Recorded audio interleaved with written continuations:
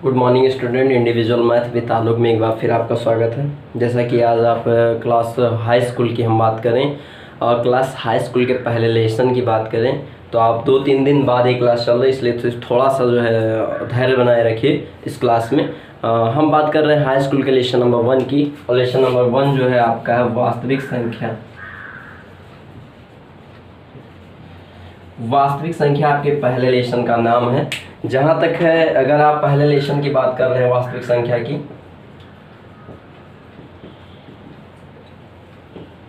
वास्तविक संख्या की अगर आप बात कर रहे हैं तो इस वास्तविक संख्या को हम देखें तो इसमें क्या क्या है इस चैप्टर में। सबसे पहले तो वास्तविक संख्या के टाइप्स हैं,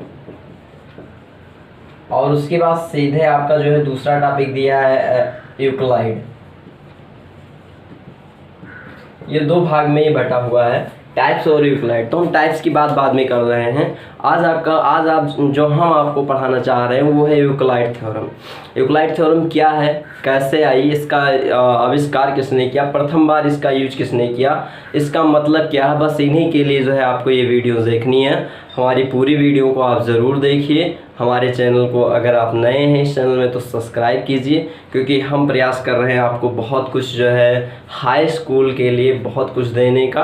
बस इस मेहनत में थोड़ा सा आपकी सपोर्ट की ज़रूरत है। हम बस ये चाह रहे हैं कि हमारे हाई स्कूल के जो भी स्टूडेंट हैं, जो 3-4 महीने का सिलेबस आप नहीं पढ़े वो हम इस चैनल पे कंप्लीट कर लें, और वो भी बहुत ऐसे ढंग से जिसमें आपको एकदम बेटर समझ में आए। शायद एक भी टॉपिक ऐसा ना हो जो आपसे बाहर हो। प्रॉब्लम यहाँ पर आती है कि हिंदी और इंग्लिश दो मीडियम हैं जिनमें हमें पढ़ाना पड़ता है। आई थिंक इंग्लिश में हम जो है 2-4-6 वीडियो बना चुके हैं, तो सभी बच्चों का प्रयास ये रहता है कि सर हिंदी में थोड़ा सा पढ़ाया जाए, क्योंकि कुछ बच्चे ऐसे भी हमसे जुड़े हैं जो हिंदी मीडियम पढ़ते हैं, यूपी बोर्ड से पढ़ते हैं। तो हम आज हिंदी मीडियम यूपी बोर्ड से लेसन 1 की बात कर रहे हैं। लेसन 1 आपका स्टार्ट का चैप्टर है, और जहाँ तक लेसन 1 का नाम जो है वो है आपका रियल नंबर यानी वास्तविक संख्या। अब रियल नंबर के अंतर्गत रियल नंबर्स के टाइप आते हैं, और उसके बाद जो है यूक्लिड थ्योरम आती है। तो हम यूक्लिड थ्योरम की अगर हम बात करें तो जहाँ तक है यूक्लिड थ्योरम देख रहे हैं, यूक्लिड थ्योरम को क्या क्या नामों से जाना जाता है। सबसे पहले परिमेयिका इसे कहा जाता है, जिसे हम लीमा कहते हैं। यूक्लिड यहाँ पर बोलते हैं यूक्लिड डिवीज़न और फिर लीमा, या यूक्लिड डिवीज़न थ्योरम बोल देते हैं, या यूक्लिड डिवीज़न एल्गोरिथम बोल देते हैं। मतलब लगभग सभी का एक ही है। एल्गोरिथम और लीमा में अंतर था, लेकिन अब इनकी जो है परिभाषाएं दी गई, उनके अनुसार जो है ये डिफरेंट नहीं पाए गए। अब बात आती है यूक्लिड थ्योरम का यूज सर्वप्रथम जो है आपके 9वीं ईस्वी में फारसी के वैज्ञानिक अल-ख्वारिज़मी ने किया था। 9वीं शताब्दी की ये बात है। आप पिछली कक्षा में भी एल्गोरिथम का यूज कर चुके हैं, लेकिन आपको पता नहीं था कि क्या वही एल्गोरिथम है। हाई स्कूल में ये आपको एकदम नया लगता है, जैसे लगता है कि आपको कुछ पता ही ना हो, लेकिन आप इस एल्गोरिथम का यूज हमें लगता है क्लास 4th से आप करते आ रहे हैं। पता है आपको एल्गोरिथम क्या है, बस उस नाम से नहीं जानते थे। तो हम बात करते हैं इसी के बारे में, एल्गोरिथम होता क्या है, एल्गोरिथम का मतलब क्या है, और आगे बहुत कुछ। तो हम थोड़ा सा इसे इरेज कर दे रहे हैं रियल नंबर्स को, क्योंकि हमारा टॉपिक रियल नंबर नहीं है। हम रियल नंबर्स को आगे डिस्क्राइब जरूर करेंगे। आज हम पढ़ रहे हैं एल्गोरिथम, यूक्लिड विद डिवीजन और एल्गोरिथम, ठीक है। तो हम बात करते हैं, अगर हम एल्गोरिथम का नाम लें तो हमें एक ऐसी संख्या मान लेते हैं आपकी दी हुई है b, एक ऐसी संख्या b जिसे हम a से भाग देते हैं, क्वांटेंट आपका q बचता है और रिमाइंडर आपका r बचता है। एक ऐसी संख्या b है जिसे हम a से भाग देते हैं। अगर हम इसे दूसरे शब्दों में कहें तो एक ऐसी संख्या p है जिसे हम g से भाग देते हैं, क्वांटेंट आपका k बचता है और रिमाइंडर आपका r बचता है। तो कह सकते हैं एक ऐसी पॉजिटिव संख्या, ध्यान दीजिएगा रियल इसलिए दिया हुआ है। अगर एक ऐसी पॉजिटिव संख्या है जिसे हम q से भाग दे दें, अगर ये आपका रिमाइंडर जो है r बच जाए, तो हम इस जो भी ये जो प्रणाली है ये जो कुछ भी लिखा होता है वो एल्गोरिथम में जो है हो जाता है, लिख जाता है। तो अगर हम एल्गोरिथम की और बात करें, हम इससे कह चुके हैं कि हम जो है 4-5 में पढ़ चुके हैं। पढ़ने का मतलब सिर्फ ये है कि अगर हम कहीं एलसीएम लिखते हैं, देखिए 12 और 6 की हम बात करते हैं, 16 की बात करते हैं, हमें पता है कि 12 और 16 दोनों जो है वो पूर्णांक हैं और दोनों जो है धनात्मक पूर्णांक हैं। अब अगर धनात्मक पूर्णांक है तो हम क्या करते हैं, अगर हमें इनसे एलसीएम पूछा जाता है, ध्यान दीजिएगा एचसीएफ, अगर हम इनसे एचसीएफ पूछा जाता है तो हम क्या करते हैं, 12 से 16 को डिवाइड करते हैं, और डिवाइड करते हैं तो हम शायद 1 ले जाते हैं तो हमें ये 4 बचता है। इस कैरी को कैरी ना मानकर एक बार फिर से 4 से 12 को डिवाइड कर देते हैं। अगर ये पूरा डिवाइड हो जाता है, यहाँ पर रिमाइंडर नहीं आता है, तो इस प्रकार जो आपका एचसीएफ आता है वो 4 मान लिया जाता है। बस इसी स्टेप को उठाकर एल्गोरिथम में रख दिया गया। अब ये कहता है कि अगर ये एल्गोरिथम है तो फिर हमें एलसीएम या हमें एचसीएफ कैसे मिलेगा। तो एचसीएफ के लिए क्वेश्चन एल्गोरिथम से ये पूछा जाता है, यूक्लिड विभाजन एल्गोरिथम का प्रयोग करके 126 135 का एचसीएफ आपको निकालना है। अगर हम एचसीएफ की बात करते हैं तो हम यहाँ पर लिखते हैं एचसीएफ, और 2 अंक हम बुक से ले लेते हैं, कोई आपके क्वेश्चन ही होंगे। एक आपका दिया हुआ 135, आपका पहला क्वेश्चन है 135 और 225, 135 है और 225 है, ये आपका क्वेश्चन दिया हुआ है और इन्हीं से रिलेटेड हमारी ये एल्गोरिथम थ्योरम है। तो हम बात करते हैं क्वेश्चन की, आगे देखिए। अब ये कहता है कि सबसे पहले स्टेप में कुछ इसके स्टेप हैं, स्टेप को थोड़ा सा ध्यान से देखिए, इजी लगेगा। कुछ इसके स्टेप हैं। फर्स्ट स्टेप में हम क्या करते हैं, इनको देखते हैं कि क्या बड़ा है और क्या छोटा है। यहाँ पर हमें मिलता है कि ये छोटा है और ये बड़ा है। अगर ये छोटा और ये बड़ा है तो हम यहाँ पर लिखते हैं x। तो देखिए एक ये जो एल्गोरिथम जो अभी लिखे थे वो एक बार हम फिर लिख दें, चाहे मिटालना ही पड़े। b = a × q प्लस में r। ये b जो है ये भाज्य है, ये जो a है वो आपका भाजक है, और ये q जो है वो आपका भागफल है, और ये r जो है वो आपका शेषफल है, शेषफल है। यहाँ पर ये अगर ये ऐसा लिखा हुआ है तो हम यहाँ पर इसे जो है मानते हैं भाजक और इसे जो है मानते हैं भाज्य। यानी हम यहाँ पर लिखते हैं, इससे थोड़ा सा इरेज कर, चलिए यहीं से देख लेते हैं। स्टेप फर्स्ट में आता है, ये तो आपका फर्स्ट स्टेप हो गया, ये आपका सेकेंड स्टेप है। ये कहते हैं कि यहाँ पर 2 2 5 यानी 225 को भाज्य तथा 135 को भाजक मानकर यूक्लिड थ्योरम का प्रयोग करने पर, यहाँ पर लिखते हैं यूक्लिड थ्योरम का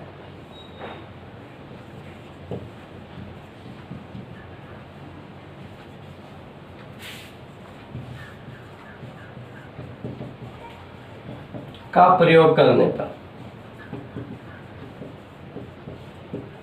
अगर हम इसका प्रयोग कर रहे हैं तो सबसे पहले हमें इससे भाग देना पड़ेगा 135 को 225 से।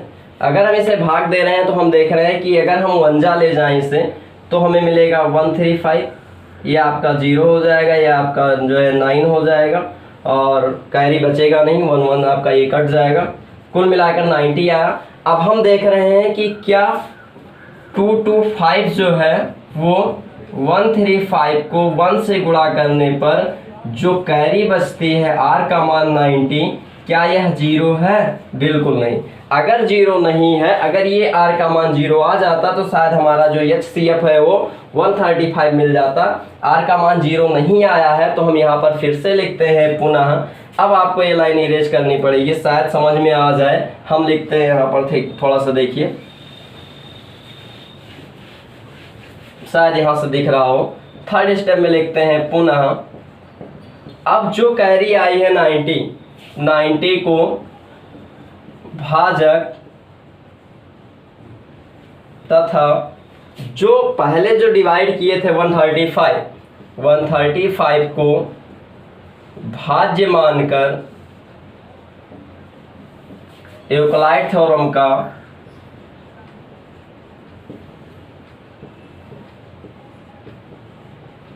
प्रयोग करने पर,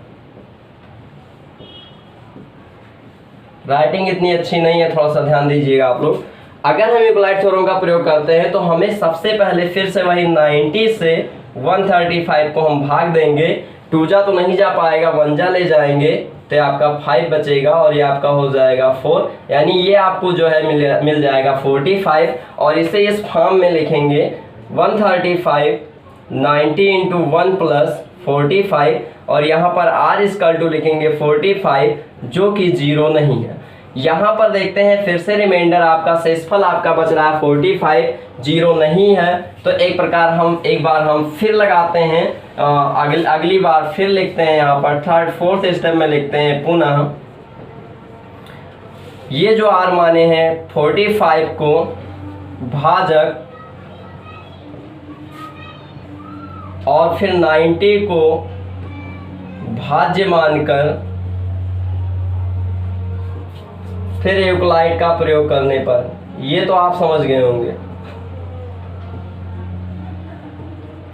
अगर हम यूक्लाइड का प्रयोग कर रहे हैं तो हम यहाँ पर पाते हैं फिर से 45 से 90 को डिवाइड करेंगे, 90 को डिवाइड करेंगे और 2 जा ले जाएंगे तो शायद 90 कट जाएगा। यहाँ पर लिखते हैं 45, सॉरी यहाँ पर लिखते हैं 90 इक्वल टू 45 इंटू 2 प्लस में 0, यहाँ पर r इक्वल टू 0 मिला है। यहाँ पर ध्यान दीजिएगा, यहाँ से इम्पॉर्टेंट है, अगर r इक्वल टू 0 मिला है तो हम यहाँ कह देते हैं कि इस स्थिति में जो भाजक है आपका, इस स्थिति में शेषफल इक्वल टू 0, इस स्थिति में भाजक 45 है, अतः 135 एंड 225 का HCF 45 होगा। तो ये तो विस्तार से आप देख चुके हैं कि यूक्लाइड थ्योरम का प्रयोग अगर हम HCF में कर रहे हैं तो कुछ इस प्रकार डिस्क्राइब होगा। अगर हम इसे और सूक्ष्म रूप से देखें तो थोड़ा सा हम एक क्वेश्चन और ले रहे हैं और सूक्ष्म रूप से थोड़ा सा देख लेंगे। हम ये कह रहे हैं कि अगर यही क्वेश्चन है, मान लेते हैं केवल एक लाइन लिखना है, तो हम यहाँ पर इसको मिटाते हैं और तुरंत क्वेश्चन उतारते हैं। क्वेश्चन में जैसे मान लीजिए आपका लिखा हुआ क्वेश्चन नंबर हम सेकंड मान लें, क्वेश्चन नंबर सेकंड आपसे कह रहा है 196 और फिर उसके बाद कह रहा है 38220। ये अगर कह रहा है, अगर हम इसको जो है यूक्लाइड थ्योरम का यूज करें इसमें, तो हम यहाँ पर लिखते हैं यूक्लाइड प्रमेय से स्टेप फर्स्ट में लिखते हैं। सबसे पहले तो ये लिख लें 169 इज लेस देन 38220, ये लिखते हैं। यहाँ पर अगर देखें तो थोड़ा सा रफली अगर हम देखें, यहाँ पर 196 ये रफ ही है, इसको आप फेयर में मत लिखिएगा। अगर हम इसको डिवाइड करें तो हमें मिलता है 2 जा जाएगा क्या, 2 6 जा 12, 2 9 जा 18 और 119, 2 1 जा 2, 1 ज़्यादा हो जाएगा, 1 जा ले जाएंगे तो ये आपका बचेगा क्या, 6 बचा, ये 17 में से 9 गया 9 8 17 हो जाएगा और यहाँ पर ये 1 जाएगा, यहाँ पर एक और उतर जाएगा तो ये आपका हो जाएगा 18। यानी यहाँ पर हम देख रहे हैं कि अगर अभी तो खैर मल्टीप्लाई हमें करना है, फिर से 18 है, यहाँ पर 19 है, अगर हम इसे 3 से मल्टीप्लाई कर दें, 3 से लगभग ज़्यादा हो जाएगा, 9 से मल्टीप्लाई कर दें, 9 6 जा आपका हो जाएगा 54, 9 9 जा आपका हो जाएगा 81 और 5 86 हो जाएगा और 9 1 जा 9 और 8 17 हो जाएगा। 9 से ले जा रहे हैं, 9 6 जा 54 हो जा रहा है और 9 9 जा 81 और 5 80 आपका 6 हो जाएगा और 9 1 जा 9 और आपका जो है 7 8 17 हो जाएगा। यहाँ पर लेस करेंगे तो आपका 8 हो जाएगा और यहाँ पर आपका हो जाएगा 9 और यहाँ पर ये कैरी ले गए थे तो 98 बचेगा, ये आपका 2 हो जाएगा। ये 2 मतलब यहाँ पर अगर हम जाएँ तो 6 6 6 9 जा ज़्यादा हो जाएगा, शायद 5 से ले जा रहे हैं तो 5 6 जा देख लेते हैं एक बार, 5 6 जा 30, 5 9 जा 45 और 3 48 और 5 1 जा 5 और 4 9, ये हो जाएगा। यहाँ पर बचेगा क्या 20। अब ये जो 20 आपकी कैरी आई है, यहाँ पर देखते हैं 20 जो ये आया शेषफल, यानी हम कुल मिलाकर यहाँ पर लिखते हैं यूक्लाइड प्रमेय से और यहाँ पर हम लिख देते हैं 38220 इक्वल टू 196 इंटू 195 प्लस में 20, ये लिख देंगे। और फिर से यहाँ पर जो ये बचा हुआ है ये 196, यहाँ पर लिखते हैं 196 इक्वल टू, और फिर उसके बाद 20 से 196 को डिवाइड करते हैं तो ये आपका हो जाएगा शायद 8 हो जाएगा। ये आपका 6 बचेगा, ये आपका 116 बचा, यानी ये आपका हो जाएगा 20 इंटू 9 प्लस में यहाँ पर हो जाएगा क्या, ये नॉट इक्वल टू 0 है, और यहाँ पर ये आपका हो जाएगा 16, यहाँ भी नॉट इक्वल टू 0 है। यहाँ पर हम फिर से देखते हैं 16 जो है वो 20 से डिवाइड होगा, 16 1 जा 16, तो यहाँ पर हम देखते हैं कि जो ये 20 है वो आपका बना 16, और 16 से हम डिवाइड कर रहे हैं इंटू 1 प्लस में कितना 4, ये आपकी कैरी कितनी आई है 4। अब ये नॉट इक्वल टू 0, फिर हम यहाँ पर देखते हैं 16 को, और 16 यहाँ पर जो कैरी लिखी है 4 इंटू 4 आपका 16 हो जाएगा, यहाँ पर आपका 0 आया है, यहाँ पर r इक्वल टू 0। इस स्थिति में लिखते हैं, इस स्थिति में जब r इक्वल टू 0 है तो आपका जो भाजक है वो है 16, तो इसलिए इस स्थिति में r इक्वल टू 0 भाजक इक्वल टू 16 है, अतः आपका जो HCF है वो भी क्या होगा 16 होगा। तो इस प्रकार ये दूसरे तरीके से थोड़ा सा आप संक्षेप में जो है देख चुके हैं कि इस प्रकार से आप निकाल सकते हैं यूक्लिड थ्योरम, लेकिन इम्पॉर्टेंट यही है, प्रोसेस यही है जो हम इससे पहले बता चुके हैं। एक बार आप पुनः भाज्य और भाजक मानिए, उसके बाद लगाइए, तभी जाके आपकी यूक्लिड थ्योरम जो है कंप्लीट होगी। इसके अगले चैप्टर अगले क्वेश्चन के लिए अगले वीडियो में मिलिए। आज के इस टॉपिक में बस इतना ही।